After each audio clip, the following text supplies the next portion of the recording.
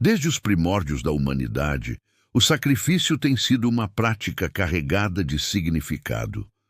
Em muitas culturas antigas do Oriente Próximo, os sacrifícios eram vistos como presentes oferecidos aos deuses, alimentos, bebidas ou animais entregues com a expectativa de obter favores divinos. Era como se o ser humano precisasse agradar à divindade para sobreviver. Mas a Bíblia apresenta uma perspectiva completamente oposta. Em vez de o homem subir até Deus oferecendo algo, é Deus quem desce até o homem, oferecendo a si mesmo. O sacrifício bíblico não parte do esforço humano, mas da graça divina. O texto de Apocalipse capítulo 5, versículo 9, descreve esse contraste de forma poderosa. Foste morto e com teu sangue compraste para Deus pessoas de toda tribo, língua, povo e nação. Aqui vemos que o sacrifício não é um presente dado a Deus, mas um resgate que Deus oferece à humanidade. Uma entrega que parte do céu em direção à terra. Esse é o centro da teologia cristã. Deus se dá em sacrifício para salvar. A primeira cena bíblica de sacrifício entre humanos aparece em Gênesis capítulo 4, versículos 1 a 8, na história de Caim e Abel. Abel traz ao Senhor das primícias do seu rebanho, ou seja, o melhor, o mais valioso, conforme o princípio de sacrifício exigido por Deus.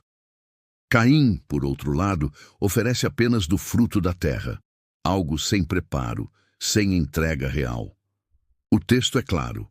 Deus se agradou de Abel e de sua oferta, mas rejeitou a de Caim. Não porque Deus não valorize o agricultor, mas porque Caim não compreendeu o que o sacrifício significava. Para ele, era apenas um ritual, uma obrigação, talvez até uma competição. Já Abel entendeu. O sacrifício aponta para algo maior.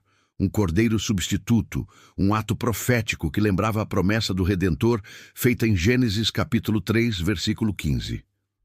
Abel oferece com fé e reverência. Caim com orgulho e vaidade. E quando sua oferta é rejeitada, seu orgulho se transforma em ira, levando-o ao primeiro assassinato da história. Esse episódio nos mostra algo muito importante. O problema de Caim não foi apenas o tipo de oferta, mas a condição do seu coração. A Bíblia deixa isso claro quando diz que Deus primeiro olhou para Abel e depois para sua oferta.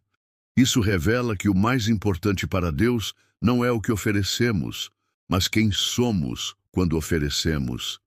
Deus deseja um coração quebrantado, humilde, que compreenda a necessidade do perdão. Caim não tinha essa atitude. Ele tentou se aproximar de Deus com base no mérito próprio, em vez de reconhecer sua dependência da graça. E quando sua tentativa fracassou, em vez de se arrepender, ele matou seu irmão. O pecado rompe primeiro com Deus, depois com o próximo. Por isso Deus diz a ele: se fizer o que é certo, você será aceito. A palavra hebraica usada aqui implica um comportamento ético, não apenas um ato ritual. A lição é clara.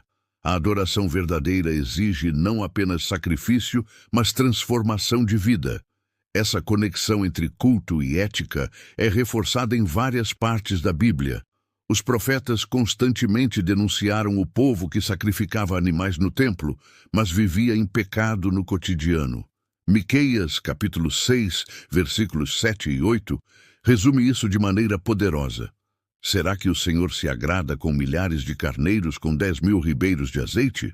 Então ele já mostrou a você o que é bom, que pratique a justiça, ame a misericórdia e ande humildemente com o seu Deus. A mensagem é que o sacrifício não tem valor quando não está acompanhado de uma vida coerente com os princípios divinos. Não se trata de rituais externos, mas de um coração que se rende e de ações que refletem essa rendição.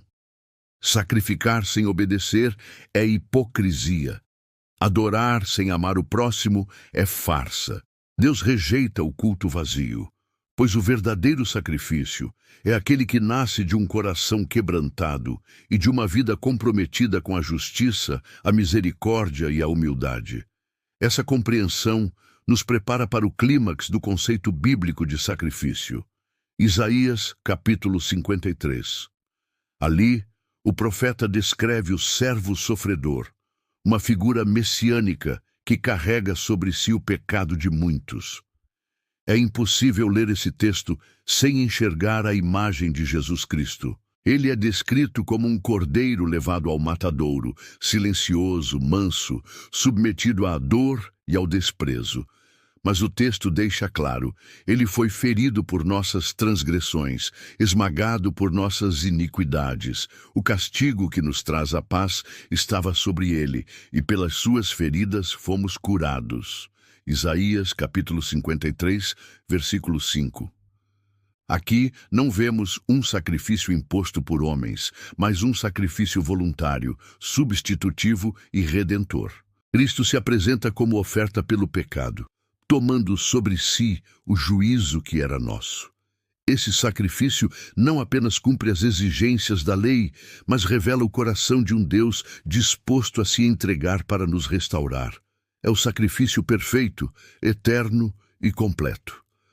A linguagem de Isaías, capítulo 53, é profundamente levítica.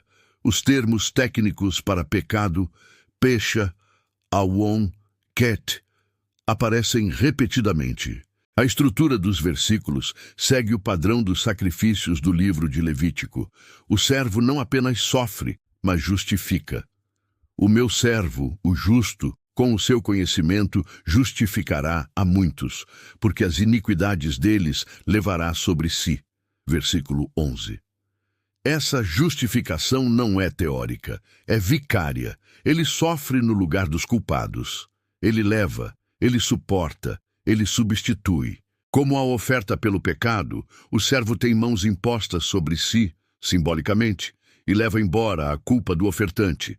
Esse é o coração do Evangelho.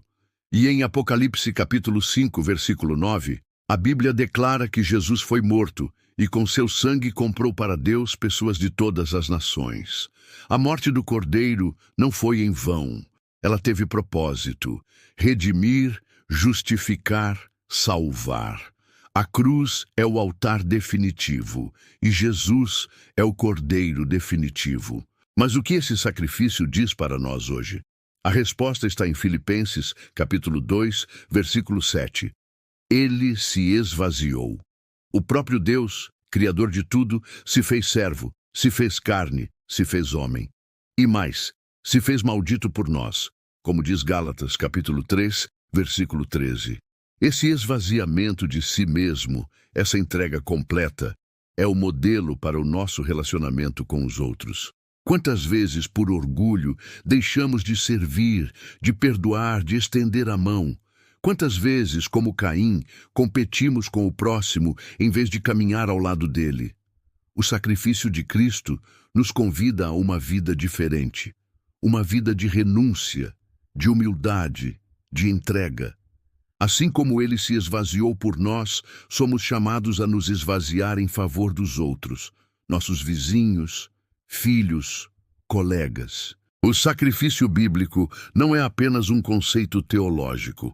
É uma prática diária de amor. É a vida de Cristo sendo vivida em nós.